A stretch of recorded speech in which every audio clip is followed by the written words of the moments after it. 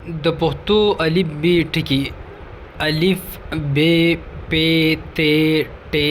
ث ج ذ چ ث خ خ د ډ ذ ر ړ ز ج ګ س ش ح ص ض ث ظ ع غ پ ق ک ګ لام میم نون واو خ محسوسه ای دا کوم چې دوه لاندې ټاکي دي دا شانتي دي ته محسوسه ای وي او بیا ورپسې د تانیث یې د لکۍ والا یې ده د امر یې دی کې حکم شوی دغه یې او بیا ورپسې معروفه یې او بیا محسوسه یې دا چې کومه اردو په شان لیکل کېږي د افغانستان کې استعمالیږي